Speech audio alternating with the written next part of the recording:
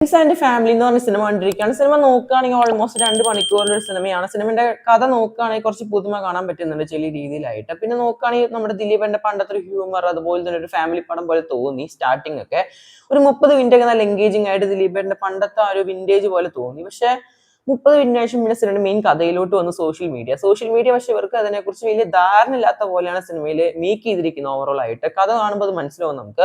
പലയിടങ്ങളിലായിട്ട് ഇവർക്ക് സോഷ്യൽ മീഡിയനെ കുറിച്ച് വലിയ ധാരണ ഇല്ല അല്ലെ, അങ്ങനെ നമുക്ക് തോന്നും. പിന്നെ ഈ സോഷ്യൽ മീഡിയനെ കുറിച്ചും വലിയ രീതിയിൽ അങ്ങനെ ഒരു അറിവോ അല്ലെങ്കിൽ അതിനെക്കുറിച്ച് വലിയ രീതിയിൽ ടെക്നോളജിനെ കുറിച്ച് അങ്ങനെ അറിയത്തില്ലെങ്കിൽ പടം കാണുമ്പോൾ ചിലപ്പോൾ ഒരു ഫ്രഷ്നെസ് തോന്നും അവർക്ക്. അപ്പോൾ ആ ഒരു ഓഡിയൻസിനെ വെച്ച് നോക്കുമ്പോൾ സിനിമ പലയിടങ്ങളിലായിട്ടും ആഫ്റ്റർ 30 മിനിറ്റ്സ് നല്ല എൻഗേജിംഗ് ആയിട്ട് സിനിമ ഓവറോൾ ആയിട്ട് ഫീൽ ചെയ്യും നമുക്ക്.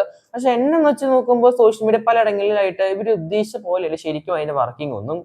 അപ്പൊ അതുകൊണ്ട് തന്നെ അങ്ങനെ കാണുമ്പോൾ നമുക്ക് പലയിടങ്ങളിലായിട്ട് എനിക്ക് 30 മിനിറ്റ്സ് ശേഷമാണ് പടം നല്ലപോലെ വെറുപ്പീരായിട്ട് തോന്നിയത്. നല്ലപോലെ വെറുപ്പീരായിട്ട് തോന്നി. പിന്നെ ക്ലൈമാക്സ് ഒക്കെ പിന്നെ നമുക്ക് പലയിടങ്ങളിലായിട്ട് ഈ ഒരു തീമിൽ തന്നെയായിട്ട് നല്ലപോലെ ഒരു എക്സിക്യൂട്ട് ചെയ്യാൻ ശ്രമിച്ചു. പക്ഷെ ആ ഒരു ശ്രമം വളരെ പലയിടങ്ങളിലായിട്ട് നഷ്ടപ്പെട്ടു പോയിട്ടുണ്ട്. ക്ലൈമാക്സ് ഒക്കെ നല്ല ബോൾഡ് ആയിട്ട് എൻഡ് ചെയ്യുന്നു വിചാരിച്ച പിന്നെയും വെറുപ്പീരായിട്ട് പോയി പടം. ക്ലീഷ് ആയിട്ട് പോയി ക്ലൈമാക്സ് ഒക്കെ.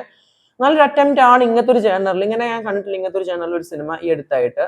അപ്പൊ അങ്ങനെ നോക്കുമ്പോൾ നല്ലൊരു അറ്റംപ്റ്റ് ആണ്. മറ്റൊരു അറ്റംപ്റ്റിൽ ചിലപ്പോൾ നല്ലപോലെ എക്സിക്യൂട്ട് ചെയ്യാൻ സാധിച്ചേക്കാം. എന്തായാലും ഒരു ആവറേജ് പടമായി പോയി ലാസ്റ്റ് ക്ലൈമാക്സ് ഒക്കെ. പിന്നെ ഒരു കാര്യം കൊണ്ട് പറയാൻ മറന്നുപോയി. എന്താണ് സ്റ്റാർട്ടിങ്ങിൽ ദിലീപേട്ടൻ 150 സിനിമയാണ്. പുള്ളി മരിച്ചുപോയ പടത്തിന്റെ പ്രസന്റേഷൻ ദിലീപേട്ടൻ 150 സിനിമ. അതേക്കുറിച്ച് ഒരു എന്താ പറയാ, ഒരു ഓഡിയൻസ് രീതിയിൽ അത് കാണുമ്പോൾ നമുക്കൊരു എന്താ പറയാ ഒരു സാറ്റിസ്ഫാക്ഷൻ വരണം. ഒരു ഇൻട്രോ കാണുമ്പോൾ ഇതെന്താ മരിച്ച ആൾക്കാരെ പോലെ വരുന്നത് എനിക്ക് പറയാൻ തോന്നുന്നില്ല ലാസ്റ്റ്. അപ്പൊ നിങ്ങളുടെ അഭിപ്രായം